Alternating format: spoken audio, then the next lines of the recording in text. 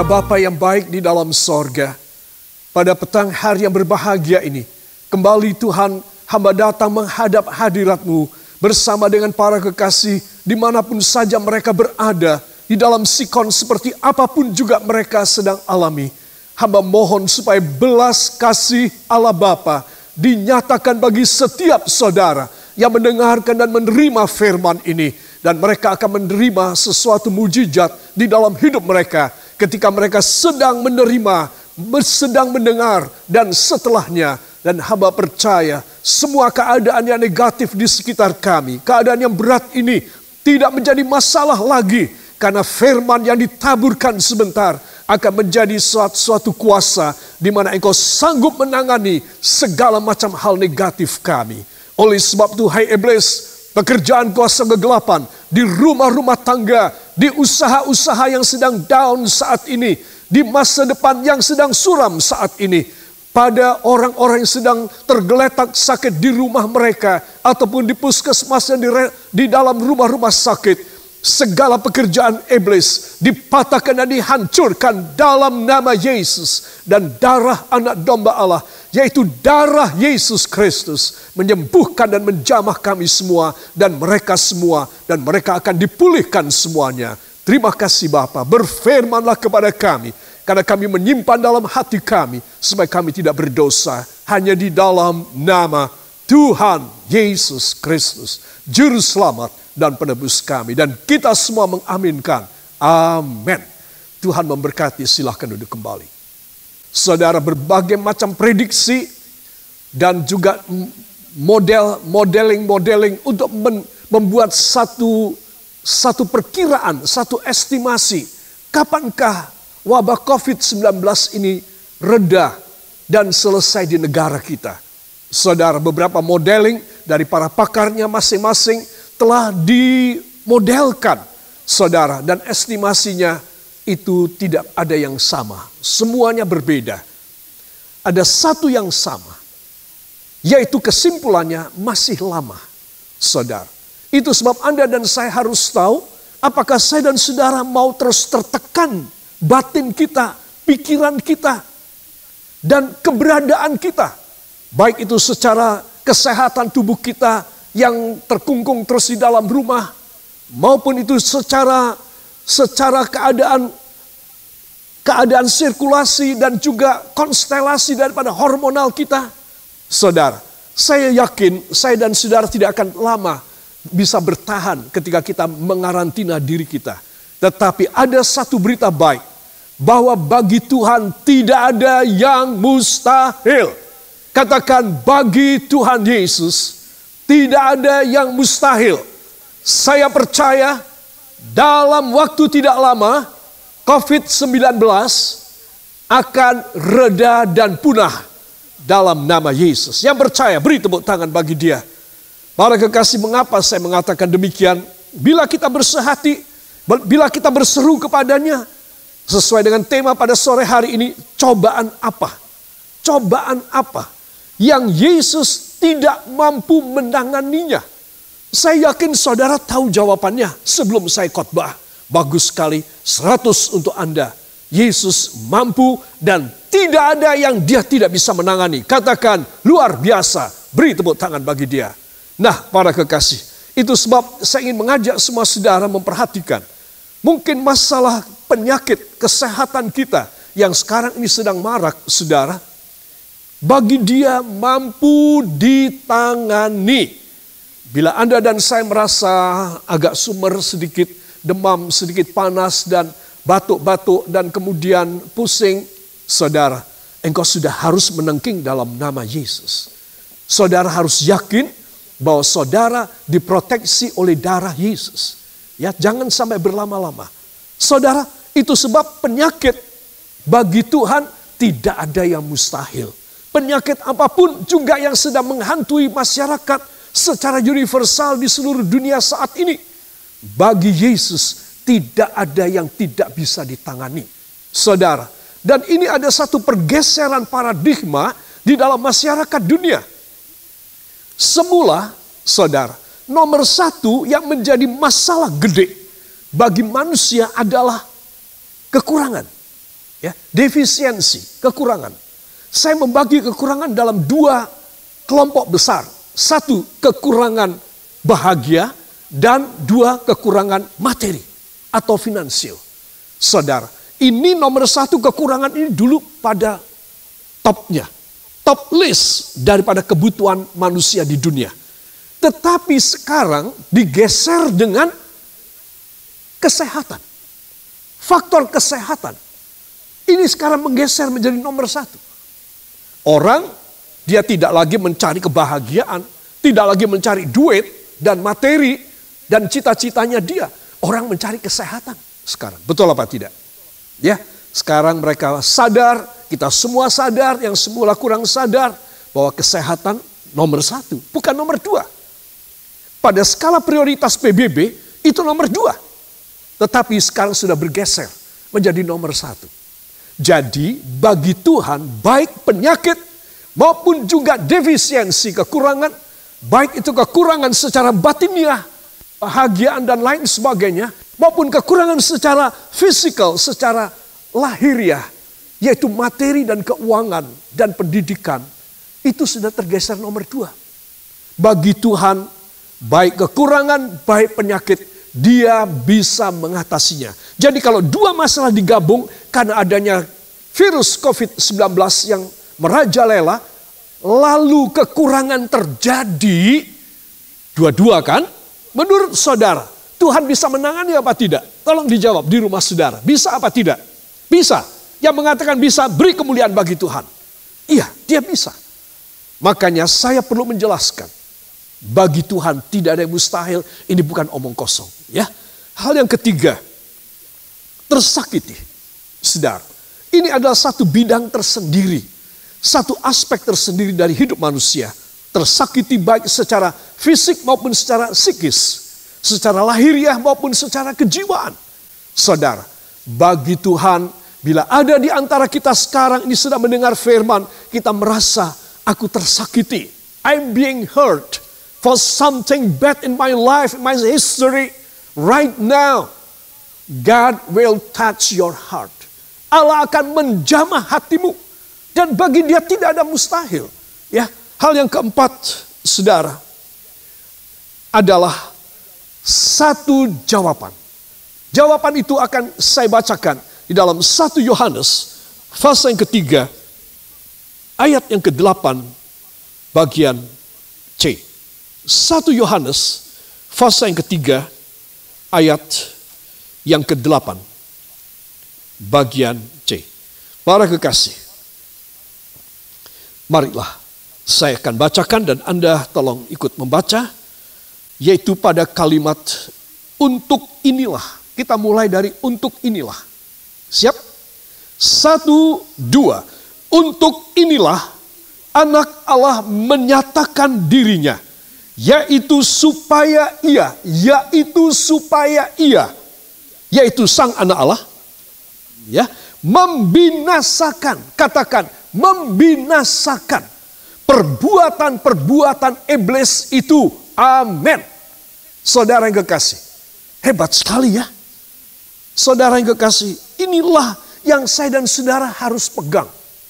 Bagi dia tidak ada masalah, tidak ada pencobaan, tidak ada problema, tidak ada prahara yang tidak bisa dia tangani. Itu sebab besar hatilah. Dan jangan hanya ketika engkau mendengar firman ini saja engkau besar hati. Engkau kiranya besar hati selama hidupmu.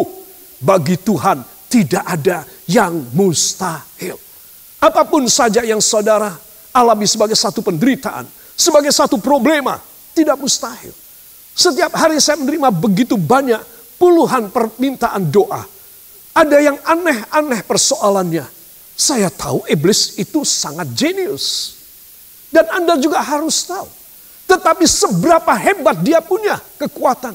Dia itu sudah dikalahkan. Cuma dia kepengen nyoba saya. Dia kepengen nyoba saudara. Siapa tahu kita orang percaya. Sama dia punya ulah. Sama dia punya aksi. Saudara, engkau harus yakin. Tuhan menyertai engkau. Dan ayat ini dengan jelas mengatakan, untuk inilah.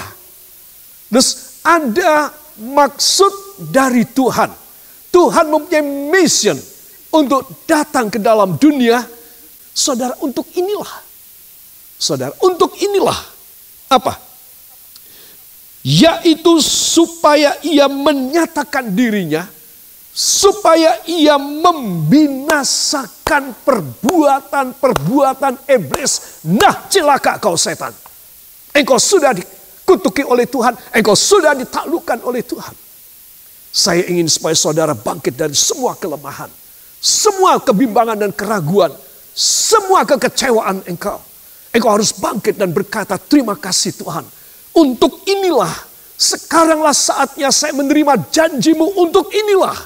Yaitu kau binasakan segala perbuatan iblis di dalam rumah tanggaku, dalam pribadiku, dalam masa depanku, dalam hari tuaku, dalam kematianku. Saudara, engkau harus pegang perjanjian Allah ini. Kalau saudara dan saya meyakini akan hal ini, maka bagi kita mudah menerima. Tetapi kalau kita orang tidak sadar, orang nyadar akan kuasanya Tuhan, maka kita sampai mati nggak dapat kemenangan dalam hidup kita. Itu sebab apa yang Yesus telah lakukan di kayu salib dan menjebol kuburnya pada hari yang ketiga, ini adalah sesuatu yang Anda dan saya harus yakini bahwa itu terjadi dalam hidup saudara. Kalau saudara bisa demikian, maka saudara bisa diselesaikan semua cobaan dalam hidup saudara. Sekilas saya sebagai pendahuluan, saya akan mengajak Anda melihat teologi pencobaan. Saudara, banyak orang menganggap bahwa kalau dia kena musibah, kena penyakit, kecelakaan lah, dan segala macam bencana, dia mengatakan, aku kena pencobaan dari Allah, dari Tuhan. Ya, itu sudah gebiah uyah, semua orang menganggap demikian. Padahal si X ini ditangkap polisi karena dia mencuri, tapi dia bilang pencobaan. Tidak masuk akal kan? Itu bukan pencobaan, itu hukuman akibat kesalahan dari si X. Saudara, itu sebab Anda dan saya harus tahu apa wawasan Alkitab tentang pencobaan. Yang pertama, pencobaan adalah semua macam pencobaan yang diizinkan oleh Tuhan, jenisnya adalah ujian, testing, naik tingkat. Tuh, jadi kalau saudara dan saya sadar, bukan aku sok benar, tetapi aku merasa aku tidak hidup dalam dosa. Aku tidak melakukan kesalahan dan pelanggaran. Tapi kok aku mengalaminya? Nah, Anda sedang mengalami pencobaan. Saudara. Untuk apa? Supaya Anda naik level lebih tinggi. Jadi teologisnya demikian. Jadi sekali lagi, jangan anggap karena saya berbuat salah ya, saya korupsi atau saya menyeleweng, saya masuk penjara, saya mengalami tuntutan hakim, lalu saya mengatakan aku mengalami pencobaan. Itu bukan pencobaan, itu hukuman. Dibedakan. Ya. Nah, dalam Ayub 23 ayat yang ke-10, kalau kita sudah mengalami pencobaan, kita akan muncul bagaikan emas. Jadi apa itu?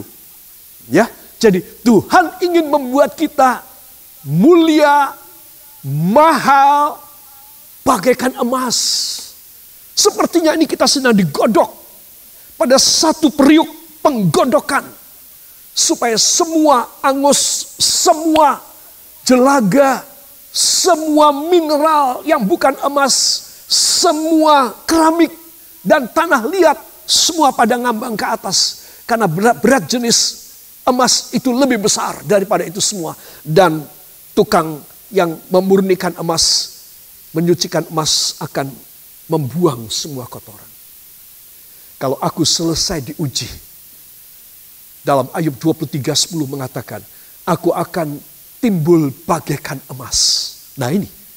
Jadi orang yang mengalami ujian, pencobaan, harus yakin bahwa dia ini dalam track yang benar. Dia sudah hidup benar. Maka tidak usah kecil hati. 1 Petrus 1 ayat yang ke-7 juga memberitahu bahwa kita menerima anugerah dari Tuhan. Ya, jadi jenisnya adalah ujian naik tingkat. Jadi engkau harus bertahan. Saben kali ini pengalaman pribadi saya, kesaksian saya. Saben kali saya mengalami ujian, wah itu sakit saudara, tidak enak sama sekali, tidak enak. Jangan bilang, oh puji Tuhan aku mengalami ujian. nangis kau. Ya, tetapi apa yang saya dan saudara harus ketahui? Oh, aku sedang diuji supaya aku naik level. Ya, saya segini umurnya masih tetap mengalami ujian. Tetapi saya harus bersyukur karena saya mau dinaikkan level saya. Kalau Anda menolak ujian, ya udah, bodoh aja terus, di bawah terus. Ya berkat nggak tambah, kemuliaan tidak tambah. Ya, dan engkau tidak semakin menyenangkan hati Tuhan, engkau tidak semakin total kepada Tuhan karena engkau sedikit ujian. Seorang anak yang sedikit ujian, ya dia dari TK masuk ke SD tidak pakai ujian. Dari SD, ya dia ujian ke SMP. Udah cuma segitu aja. Ada kemuliaan? Sorry, ya hanya keajaiban yang memberi dia kemuliaan. Sesuatu hal yang tidak masuk akal bahwa dia bisa mencapai pangkat yang tinggi, gaji yang tinggi. Dia mendapatkan level sebagai jenjang yang tinggi di dalam kepangkatan. Nggak mungkin kan, saudara? Karena dia sedikit mengalami ujian. Cuma sekali, 2 kali. Tetapi kalau saudara dan saya sadar, ya Tuhan, hamba mengalami ini dan hamba tahu. Karena hamba hidup dalam track-Mu Tuhan dan hamba mengalami hal yang menyakitkan ini. Hamba percaya ujian ini hanya membawa hamba naik tingkat. Setelah kita lulus naik tingkat, kita tidak ngomel, kita tidak berontak. Kita malah menunjukkan kita punya totalitas kepada Tuhan. Wow. Setelah itu berkatnya luar biasa. Yang percaya beri tepuk tangan bagi dia. Yang kedua, kita harus tahu bagaimana to handle all the tests, all the trial. Bedakan antara trial dalam bahasa Inggris dan temptation. Temptation ini juga ujian, tetapi berkenaan dengan dosa. Berkenaan dengan hawa nafsu. Tetapi trial atau test and trial ini berkenaan tentang kenaikan level. Ya saudara. Nah penanganannya, handlingnya bagaimana? Enjoy aja. Karena engkau ada pada tracknya Tuhan, saya tadi sudah bilang, ya, kita sesuai dengan kehendak Tuhan, enjoy aja. Bersyukurlah ketika engkau sakit, aduh Tuhan, hamba mengalami ini sakit sekali, hamba mengalami ini rugi sekali, hamba mengalami ini malu sekali. Ya itu semua kita menolak. Ya. Tapi kalau Tuhan izinkan kita mengalami itu trial, itu testing, ya harus diterima. Anda jangan ngomel. Karena kalau Anda merasa aku harus mengalami ini dengan enjoy aja. Harapanku semakin gede bahwa setelah ini Tuhan mencurahkan anugerah kepadaku. Aku semakin kukuh, kokoh dan teguh memegang perjanjian Allah. Aku tidak akan keluar daripada ini. Maka Anda sudah menangani trial Anda, testing Anda dengan baik. Anak-anak Tuhan ini penting sekali ya. Yakobus 1 ayat 2-4 dicatat dan saudara baca malam ini di rumah. Dan ayat 12 dari Yakobus 1. Lihat bahwa Tuhan itu mempunyai satu perhatian khusus. Kalau kamu mengalami ujian, kamu mengalami testing dan trial, janganlah kamu anggap ini sebagai sesuatu hal yang menyakitkan. Tapi kamu justru harus lebih total kepada Tuhan. Ya. Demikian juga dalam Ibrani 12 ayat 5 sampai dengan ayat yang ke-7. Aspek ketiga, durasinya. Durationnya berapa lama? Durationnya, saya kasih tahu, tidak lama. Saudara, cepat atau lama, saya tulis cepat atau lama, tetap akan dipercepat oleh Tuhan. Katakan, wow, luar biasa. Sebab dalam Lukas 18 ayat 7 dan ayat yang ke-8, ya, di situ dituliskan, tetapi apakah ketika anak manusia datang ke atas muka bumi, masih didapatinya iman apa tidak? Ya. Bahwa Tuhan itu akan menjawab, bahkan Tuhan itu akan mempercepat. Durasinya kita pikir Tuhan kok lama banget Tuhan. Ya karena engkau ngomel, karena saya berontak. Coba saya dan saudara merasa enjoy dengan pencobaan. Bersyukur dengan semua yang terjadi, yang negatif yang terjadi atas perintah dan kehendak Allah bagi kita. Saudara bisa melakukan demikian? Saudara, maka Tuhan berkata, bahkan aku mengatakan aku akan mempercepat jawaban. Wow. Itu sebab ini hal yang luar biasa. Saya ingin meneguhkan saudara dengan ayat tersebut. Saudara, itu sebab di dalam Injil Lukas pasal yang ke-18, ayat yang ke-7 dan ayat yang ke-8. Mari kita akan baca bersama supaya saudara mantap ya.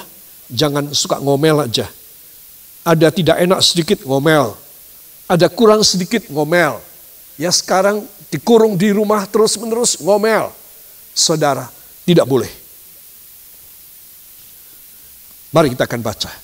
Lukas 18 ayat 7 dan ayat yang ke-8. Sama-sama. 1, 2. Tidakkah Allah akan membenarkan orang-orang pilihannya yang siang malam berseru kepadanya, dan adakah ia mengulur-ulur waktu sebelum menolong mereka? Aku berkata kepadamu, ia akan segera membenarkan mereka. Akan tetapi, jika Anak Manusia itu datang, adakah ia mendapati iman di bumi? Amin. Saudara yang kekasih, ayat yang ke-7 luar biasa. Dan adakah ia mengulur-ulur waktu sebelum menolong mereka? Aku berkata kepadamu, ia akan segera membenarkan mereka. Apa arti dari ia akan segera membenarkan mereka?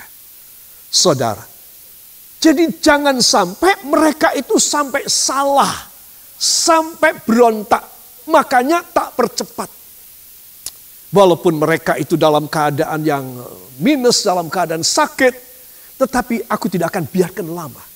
Ya, makanya saya tulis durasinya cepat atau lambat, cepat atau lama tetap dipercepat oleh Tuhan. Itu sebab saudara harus tahu, kalau estimasi modeling dari para ahli matematik di negara kita mengatakan bahwa estimasinya COVID-19 ini masih panjang, saudara. Masih panjang. Jangan bilang sebentar loh.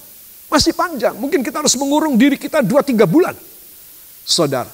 Tetapi kalau saudara dan saya berseru kepada Tuhan, seruan orang benar itu dahsyat kuasanya. Amin. Itu sebab kita harus berseru kepadanya. Karena dia berjanji, ia akan segera membenarkan mereka. Artinya apa? Ya, mereka ini salahnya banyak sih.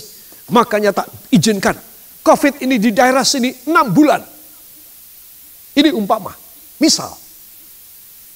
Tetapi karena saudara dan saya berseru kepada Tuhan, kita punya kondisi yang jelek ini dibenarkan. Wes, gak usah 6 bulan lah. 3 bulan aja selesai. 2,5 bulan aja selesai. Aku akan segera membenarkan mereka. Kasihan mereka. Jadi bagi Tuhan tidak ada yang tidak bisa ditangani. Bahkan saya menambahkan lebih cepat. Katakan bahkan lebih cepat. Dari estimasi perkiraan saya. Amin. Jadi saudara harus yakin. Itu sebab ini penting sekali anak-anak Tuhan. Bahwa kita harus lebih mendekatkan diri kepada Tuhan di dalam masa ini. Ya, saya masuk pada stage yang kedua dari ikhtisar khotbah saya. Yesus menangani cobaan. Saudara, bagaimana dia melakukannya? Saudara, dalam Lukas pasal yang ke-10, ayat yang ke-17, 18, dan 20. Mari saya akan bacakan Injil Lukas pasal yang ke-10. Saudara, ayat 17, 18, lebih dahulu saya akan baca. Mari kita akan baca juga bersama mulai dari judulnya. Ayat 17 dari judulnya. 1, 2, kembalinya ke-70 murid. Kemudian ke-70 murid itu kembali dengan gembira dan berkata, Tuhan, juga setan-setan takluk kepada kami demi namamu. Lalu kata Yesus kepada mereka, aku melihat iblis jatuh seperti kilat dari langit. 20. Namun demikian, janganlah bersukacita karena roh-roh itu takluk kepadamu. Tetapi bersukacitalah karena namamu ada terdaftar di sorga. Amin. Wow. Hebat sekali. Ya, ayat yang ke-17, 70 murid dalam 35 kelompok, dua orang kembali kepada Tuhan setelah mereka diutus untuk mengabarkan Injil di desa-desa dan kota-kota di sekitar Yerusalem. Dan mereka membawa kabar yang dahsyat. Tuhan, juga setan-setan takluk kepada kami. Loh, saudara, tidak disebut penyakit sembuh. Tidak disebut kemiskinan diberkati. Tidak disebut masalah-masalah sosial yang lain. Dan masalah-masalah fisikal dari manusia. Yang disebut iblis, setan tunduk kepada kami. Ya, karena ini yang paling gede, saudara. Jadi kalau saudara mau melihat sesuatu hal negatif, problematika dalam hidup saudara dengan kacamata firman, engkau akan kebanyakan melihat setan dalang di dalam semuanya. Dan ini adalah karunia Allah yang besar bagi kita orang. Bahwa ketika kita mengalami keadaan harus mengarantina diri kita, self-isolating ini, kita diberi kuasa. Aku melihat iblis jatuh seperti kilat dari langit. Katakan, wow. Katakan, saya mengaminkan. Katakan, saya harus punya kuasanya. Amin. Harus punya. Jangan cuma 70 murid, 12 murid, 70 murid. Dan orang-orang yang pada waktu itu hidup di zaman Yesus masih hidup. Saudara, tetapi Anda dan saya harus memiliki kuasa ini. Yaitu kita kuasa membanting iblis jatuh seperti kilat dari langit. Seperti 70 orang murid melakukan. Saudara, ini kuasa diberi oleh Tuhan. Ya, jadi jangan sampai saudara tidak mempunyai kuasa ini. Sebab kalau kita melihat ayat pasal 9, Lukas 9 ayat 1. Saya bacakan, maka Yesus memanggil ke-12 muridnya, lalu memberikan tenaga dan kuasa. Katakan, tenaga dan kuasa diberikan pada para murid. Ya, saudara, ini pasal 9 ayat 1. 12 orang mengalami, pasal 10, 70 orang yang lain selain 12. Saudara, mereka mengalami juga kuasa yang sama. Jadi, tidak heran seorang anak Tuhan yang memegang firman penuh dengan kuasa itu tidak ajaib. Itu normal. Jadilah orang Kristen yang normal. Jangan under normal atau abnormal. Di mana engkau tidak punya kuasa. Itu abnormal. Normalnya punya kuasa. Itu anak Tuhan. Katakan amin. Ibu-ibu, mungkin ibu berkata, saya cuma di garis belakang saja. Saya cuma bikin bersih rumah. Yang ngepel, masak, gendong anak, cucu. Dulu ketika saya masih muda, melihara anak sendiri, ngerawat anak. Sekarang saya sudah tua, disuruh oleh anak saya untuk ngerawat cucu saya. Saya siapalah? Saya tidak punya kuasa apa-apa. Nah, ibu tidak boleh bilang begitu. Ya, semua dari anak-anak remaja, anak muda, sampai yang sudah tua, yang sudah sepuh, harus percaya punya kuasa. Kuasa diberi oleh Tuhan. Dan engkau harus bertindak dengan kuasa. Itu sebab Yesus menangani cobaan itu juga melalui kita orang. Ya, bukan dia langsung dari sorga kayak apa begitu. Tetapi melalui saya dan Anda. Diberi kuasa berarti, aku ini yang lemah, lunglai, tidak bisa apa-apa. Aku dikasih kuasa. Ayo angkat dua tangan saudara. Katakan, terima kasih Bapa. Melalui Yesus Kristus, hamba menerima kuasa untuk membanting setan. Dalam nama Yesus. Amin. Beri kemuliaan bagi dia.